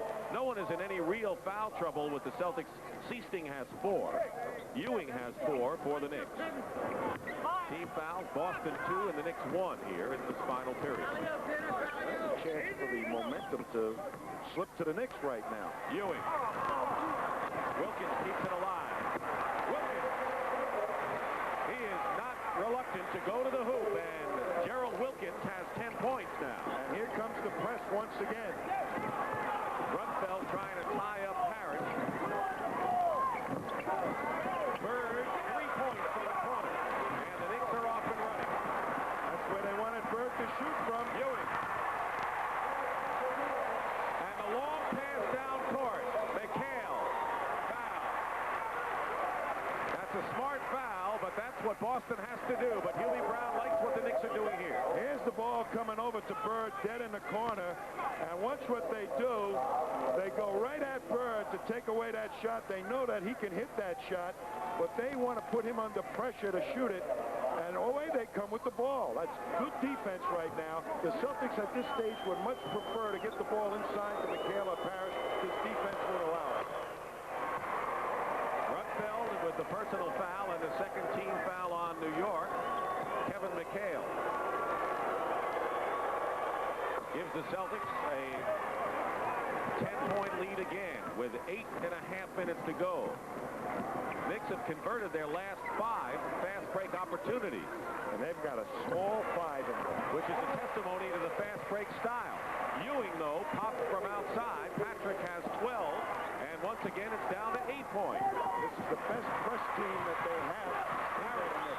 Foul inside. They got it to the big man inside, however. You don't win all the time on the press, and Lewis Orr has committed the foul. That's 4 on Orr. If you can get the ball to the middle against that press and swing it one more pass to the away side of the ball, you usually can get a layup. Rory Sparrow, you saw, came back in the ball game for the Knicks. So it's Sparrow and Wilkins in the backcourt for New York, or Grunfeld and Ewing. 74-65, 1 free throw. They go into the big man. Wilkins back to Ewing. Foul. And that's what the Knicks are going. They're going the fist, as Huey Brown says. Power game all the way. Very important to make sure you get a good shot. Here it comes in.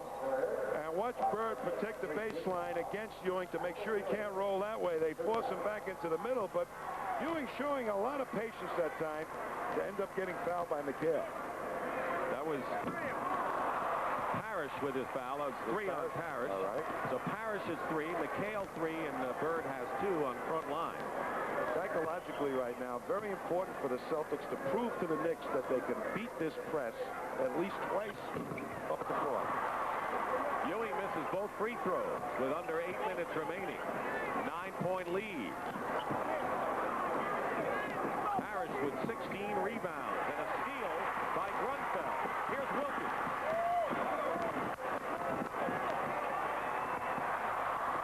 And Bird is surrounded by white shirts and takes it out himself. Nearly turned it over. Parrish with a short jumper, and he's got 20 points in the ball game. He is the game's high scorer and high rebounder, Robert Parrish. The other way to defeat the press is off the rebound, get it up quick before those Knicks feet can get back there and work the press. Ewing, long range, hook shot.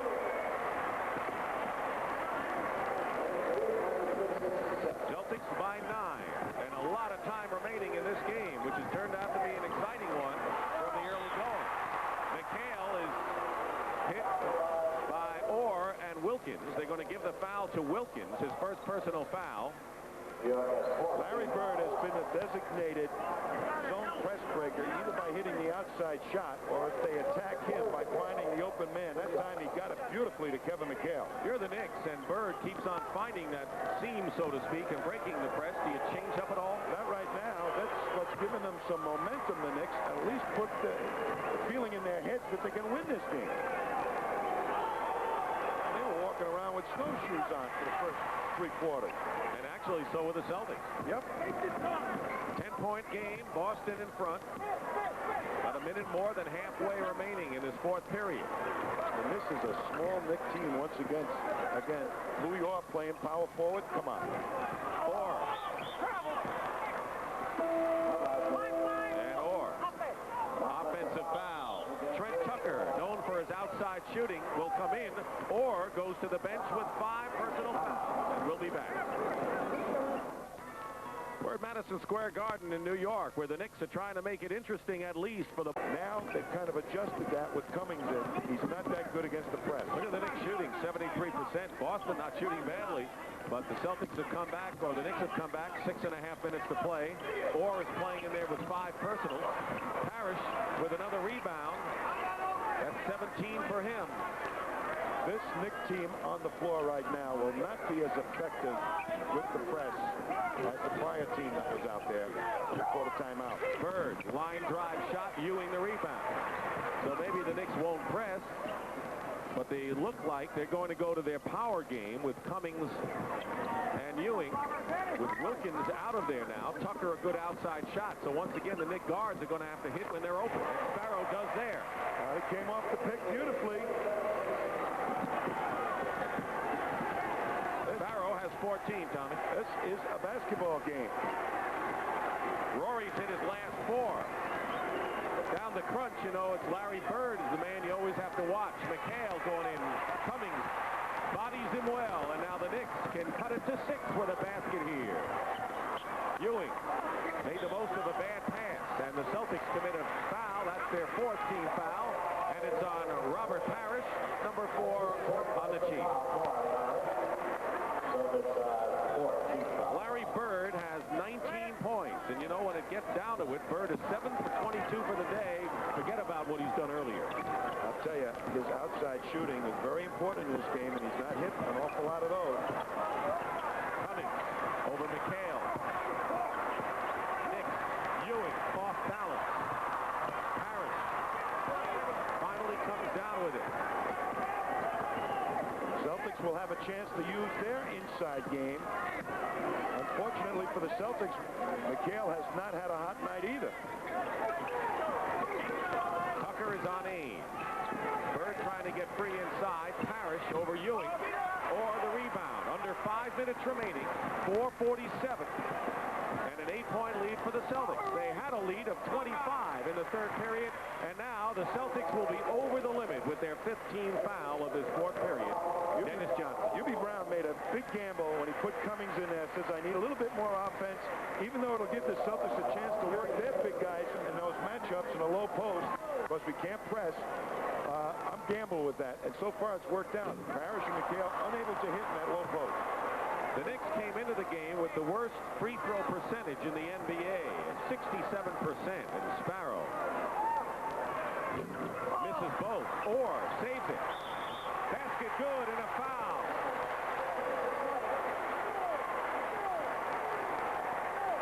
It helps to be skinny.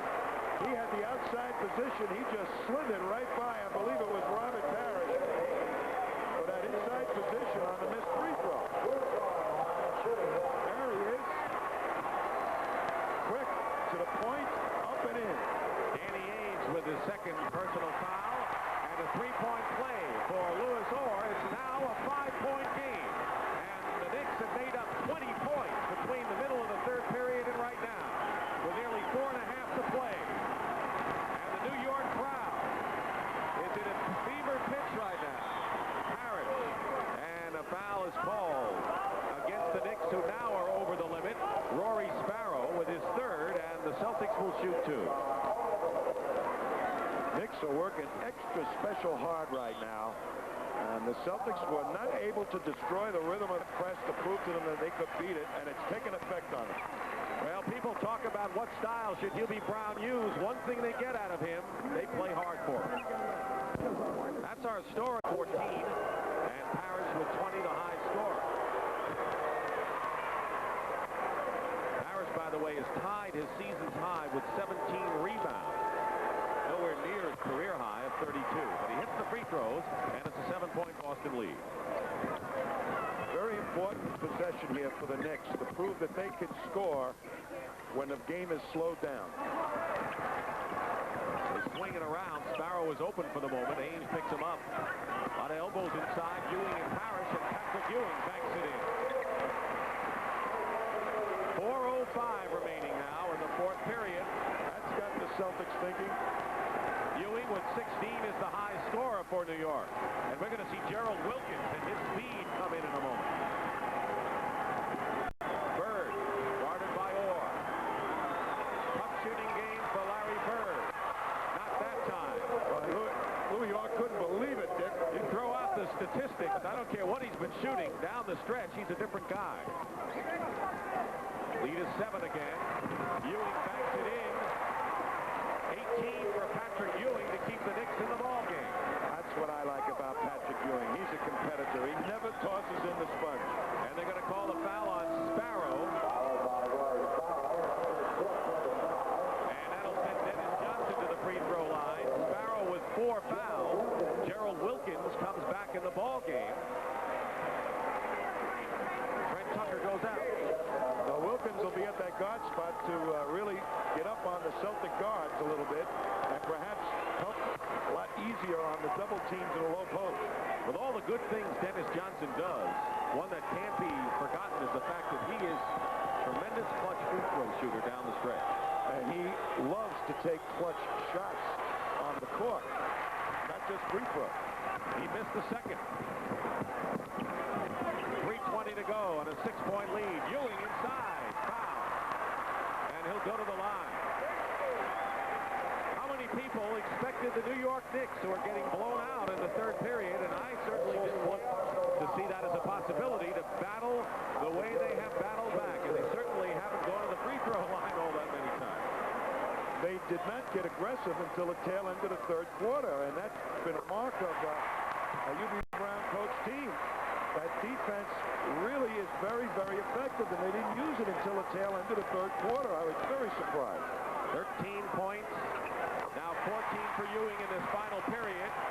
The good ones rise to the occasion when it counts, and Ewing has done that. It's a 4-point game, and who would have thunk it? 82-78, 3:08 to go. Dennis Johnson picked up on a switch by Cummings. McHale was open for the moment. Ames going in against Ewing. Offensive foul. Tommy, the Knicks' defensive rotation was nothing short of magnificent there. Patrick Ewing in particular, he stepped right out there in front of Age after Age had kind of committed himself to the penetration. Smart move by the rookie. And lo and behold, the Knicks can come within 2.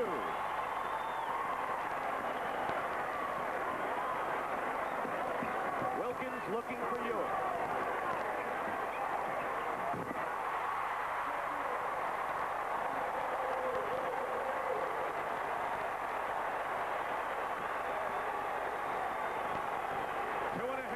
Remaining.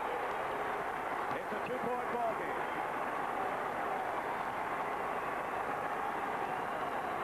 McHale against Cummings.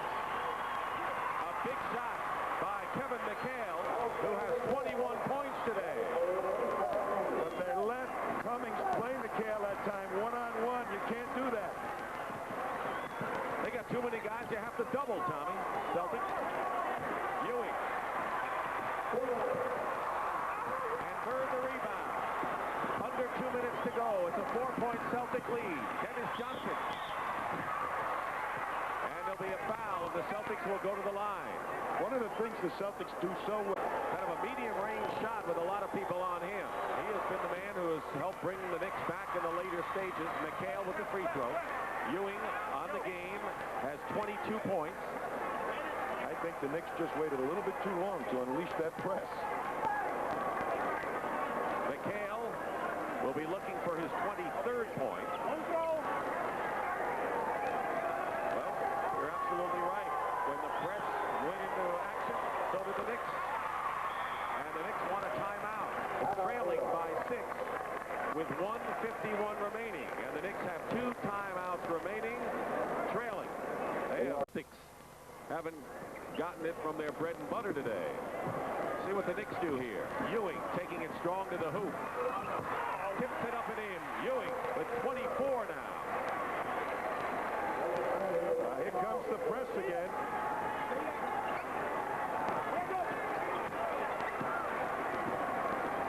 will try and eat up the clock a little bit. 9 on the shot clock. Loose ball. The Knicks have it. 3-on-2 New York. Sparrow is wide open. And Wilkins goes after the loose ball. Winds up in Dennis Johnson's hand, and that's the way the ball bounces. You could say it on that play, Tom. Celtics with a 4-point lead and the ball with 1:10 to go. 9 on the clock. And traveling against Larry Bird, and that's what Bill Walton thinks of that call. I tell you, the Celtics have not gotten a good shot the last 2 trips up the court because of the press. Ewing. And it's 86-84. Under a minute to play. Can the New York Knicks cap a phenomenal comeback here? They're down by 2. Ewing has 18 points in this 4th period. Dennis Johnson going in.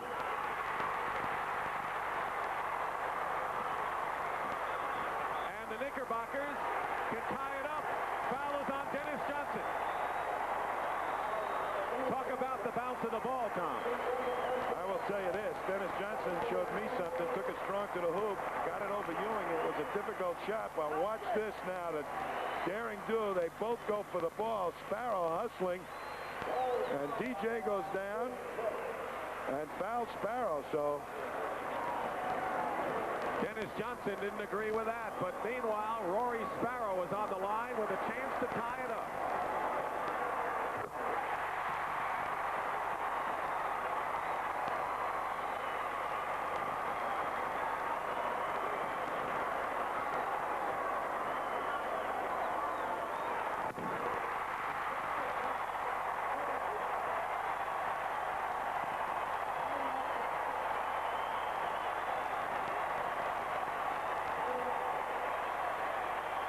outside shot. 34 seconds to go in the 4th period, and this place is bedlam. They'll work the clock down.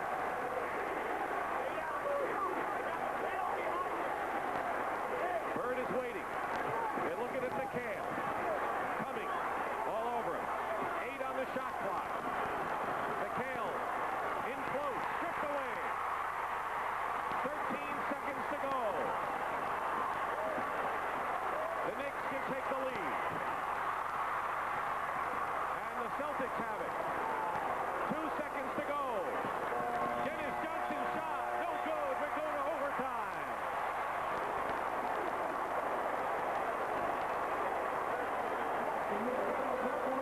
Each team had a chance to get the go-ahead basket. And we're going to a 5. Will shoot a bonus.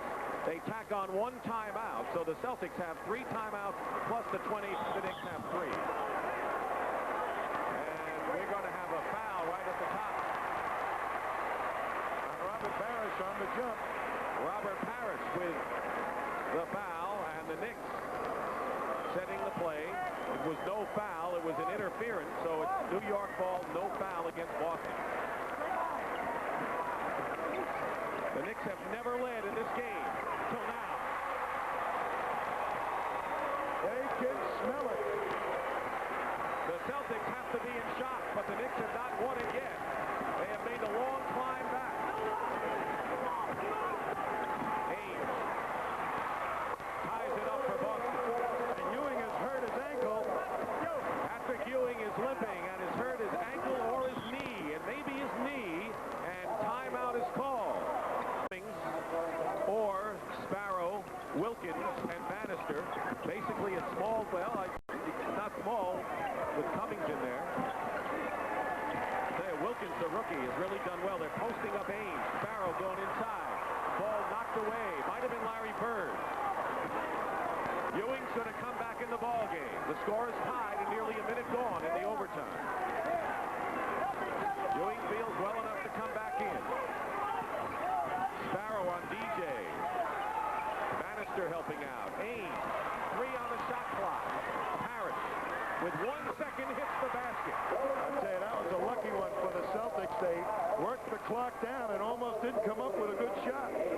24 for Robert Parrish, leading leading scorer and rebounder for the Celtics. Ewing waiting for a chance to come back. Cummings won't take the shot against McHale. Wilkins, long range, is way short. And Parrish. That's what is evident on this ball club. When Ewing isn't in there, they don't know who to go to. Boston by 2, and they have the ball. We're in overtime. Knicks came from way back to tie it up. They were down by 25 points. Parrish. Air ball. McHale fighting Cummings. No foul, but the Knicks with the ball. And missing, but there's Orr to tie it in. Orr on the follow-up as Ewing cheers from the sideline. And Orr knocks it out of bounds. What a heated game this is, and Pat Ewing comes back.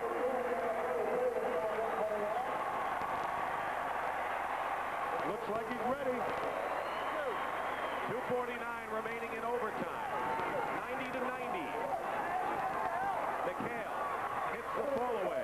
Looks like Celtics are getting their outside shooting range here in the OT. What they were doing, Dick, is spending too much time worrying about working the clock down instead of taking the best shot that presents itself. 2.5 to play. In this first overtime session, Ewing double team Orr over Bird. Cummings and Ainge fight. Turnover. 4-on-2 for the Knicks, and Orr pulls up with it. That was a great defensive play by Pat Cummings to knock that ball loose from Danny Ainge. 2 minutes to go in this first overtime session. Bird against Orr. Foul. And Larry Bird will go to the line. He has scored 20. A power forward. A small forward defends some of the big men for the Celtics. And he made a key hoop, too, Dick, right before he fouled out on that rebound basket on a fast break. So he's been hustling on the break, too. Ernie Grunfeld replaces him. He's steady. There's Bill Walton, who has not seen all that much action. The Celtics lead 94-92. The Knicks have not had the lead at all in this ball game. It's still New York ball. And 14 seconds on the shot clock. Well, it's going into Ewing, wouldn't you think? It has almost every time. Ewing has 26 points. It's quiet until the fourth period. Cummings. This is the hook shot. Cummings gets it back. And they're going to call the foul on Pat Cummings. That's 5 on Cummings. Well, they go to one Pat or the other at crunch time. Here's Cummings with the short hook shot, but McHale comes down with the rebound. He gets attacked by 2 of the Knicks. It looked like Cummings may have stripped him cleanly, but the foul is charged to Pat Cummings. Coming into this ball game, if you looked at the record, you'd say this is a mismatch, and for most of the game it was. But then the Knicks went to work and forced the game in overtime, and now McHale will try to give the Celtics a 4-point lead. 1:37 remaining in the overtime section. As the big miss. 3-point lead. Ewing trying to get position on Parrish. And the rebound by Dennis Johnson. Everybody rebounds at key points for the Celtics.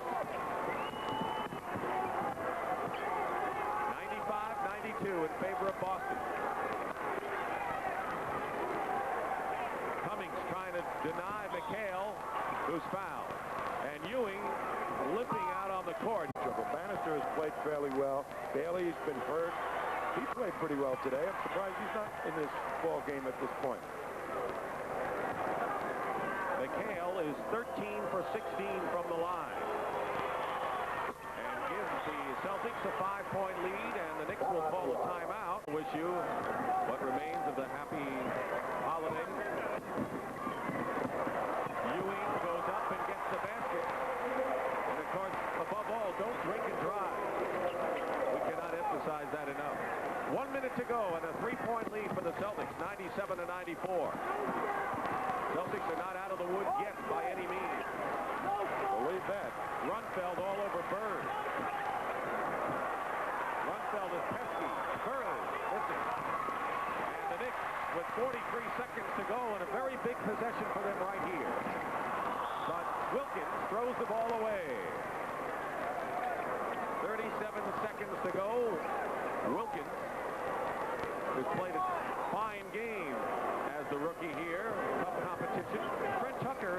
leading three-point shooters in the NBA. He is not on the floor right now for the Knicks.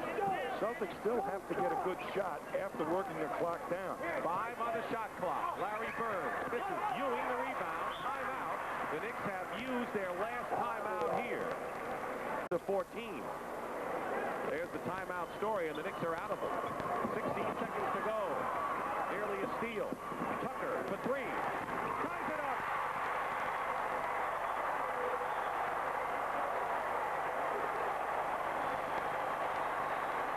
Trent Tucker did not have much time to look at the basket before he fired away. But he's third in the NBA. And Hubie Brown put him in for just that reason. Parashaw's makes the steal, but Derek gets over to Tucker on the weak side of the court. Before the defender could get out of space, the shot was up and away, and the Celtics still... Dennis Johnson 1 for 8. So the guards have not done it for the Celtics outside today. 11 seconds to go, and they're trapped. Now they're back into the order. Man-to-man. Ames puts it up. McHale. 1 second. And we're going to another overtime. K.C. Jones has had a struggle he never imagined he'd have. And it was bonus after the 4th foul and the tip won by the Celtics. 1961, they had a double overtime here at Madison Square Garden, and the Knicks won by 1 point. Inside, and a great move. Backdoor play. That's one of the old-time Celtic plays that they save for such opportunities. They've been running it successfully the last couple of weeks. Usually getting layups. Dennis Johnson scored. Grunfeld coming back, ties it up. 99 apiece. How often do you see double overtime, and we haven't reached 100 for either side? Seasting in the game, guarded by Wilkins. Wilkins has grown up a lot in this one, for sure. Double team on Dennis Johnson, and a 3-second violation called against the Celtics. A double with Patrick Ewing, an awful big doubling man, and Dennis Johnson couldn't see an open teammate. Ewing over Parrish. And the Knicks lead 101-99. They have not found a way to stop Patrick Ewing's offense this half and overtime. This is only the second time the Knicks have had the lead in the game. Larry Bird comes back, and Bannister the rebound. And the Knicks can open it up to 4 points. Boston led by 25 with 6.5 minutes remaining in the 3rd period. Ewing and McHale with a terrific play. It'll still be Nick Ball, but Ewing was challenged head-on, one-on-one by McHale. And Bird is having really problems on the offense, but watch McHale come from the weak side to help out on the block and take a sure hoop away from Ewing. Wilkins going into the hoop. And the Knicks are playing with a confidence that they haven't shown all that much in games this year. As a big guard, Wilkins has got it, I'll tell you. He can take it to the hoop against anybody. The lead is 4, the biggest Knick lead of the game, and McHale is fouled and will go to the line. Wilkins gets by Dennis Johnson easily. Now watch him go up high over McHale, and that's no easy job because McHale is great at timing the release of shots close to the basket. Bannister's foul, and McHale will shoot.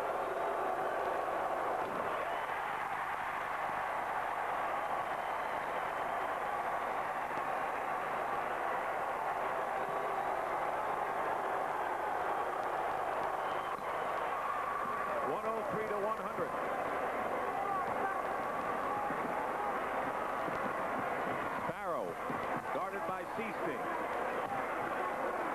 Bannister. McHale is closing in and packing in the middle. They're posting up Wilkins on Dennis Johnson, but Bannister hits. Now here to shoot. That's what it'll do. And a 5-point New York lead. Turnover. Barrow.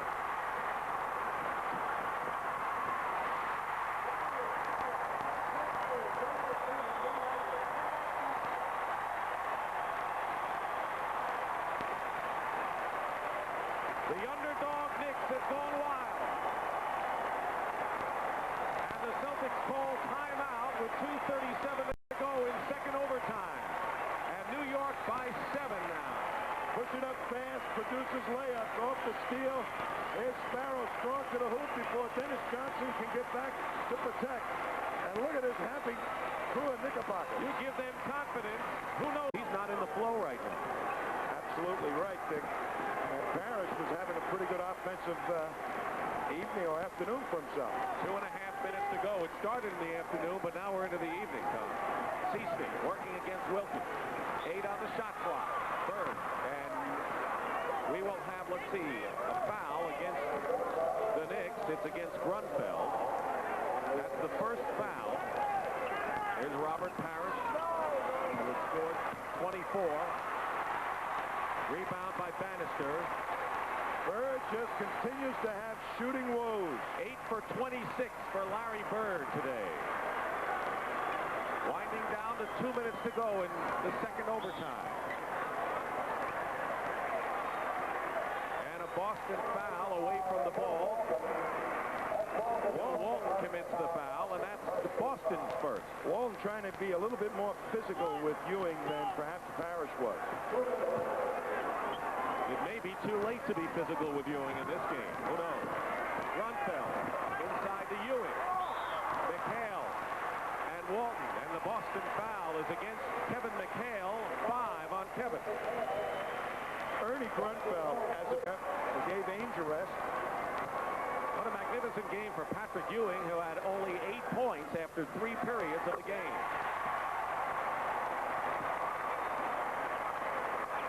Don't forget, he had jammed his knee. They have so many heroes in this ball game. Trent Tucker with the 3-point shot to help send it into the second overtime. And now the Knicks lead by 9, 109 to 100. It's an important win for the Knicks to make them believe in themselves. Couldn't do it a better way. Down by 25. Walton bombs away. Sparrow the rebound, and the Knicks can't be denied right now. And a foul. It'll be against Danny Ainge. A tough shooting game as you see how cold the Celtics have been and how hot the Knicks are in the overtime. The second overtime. This is the type of thing that's been plaguing the Celtics. They've relied so much on Larry Bird at the key parts of ball games to carry him, and he's been having shooting problems. 8 for 27 for Larry Bird. Part of the story, Ainge for 3.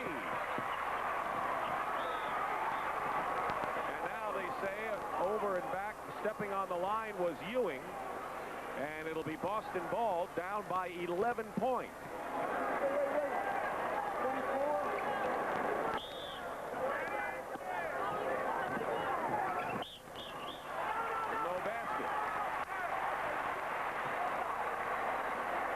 He had 1 foot out of bounds, Dick, before he caught the pass back from Walton. Knicks and Ainge fouls Wilkins. Real defensive pressure that the Knicks put on him. It took them away from their normal game plan. That ignited it for the Knicks. Teammates can band together to defeat a really good basketball team. Wilkins misses the free throw. 120 to show. 111 to 100. The Knicks. Rick Carlisle into the ball game. And Greg Knight is also in there. So Casey Jones has said, we blew a 25-point lead, and it's history as far as we're concerned. And Patrick Ewing goes out.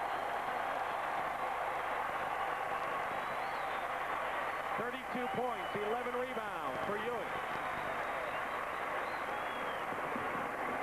Bailey replaces him. So the Knicks will win 3 in a row to match their season's high. And the Celtics have now lost 5 of their last 9 games. Steal by Carlisle. Under a minute to go. Block. Seaston runs into Grunfeld. Playing Ewing with perhaps a serious knee problem. He wanted to play, you could tell that. Seaston. And the rebound by Bannister. Ahead of the field is Wilkins. A stunning upset by the New York Knicks, who are down by 25 in a slow, methodical game that had the crowd expressions of King and Bird. In many ways, that says it all. Bird, during the summer months, was not able to really work out because of the elbow injury and the finger injury they had. They told him to lay off. He started to jog. He hurt his back, and it's been bothering him ever since. Tight with the 2 free throws. But the Celtics had the second-best record in the league coming into this one. They lost to Philadelphia in their last outing. And the Knicks will beat them for the first time since the Knicks won Game 6 of their playoff 2 years ago. Walton. Carlisle at the buzzer, but the Knicks win in a stunning upset. They were down by 25 points, and they came back. And this is going to be one of the big comebacks we have seen in many a year, Tom.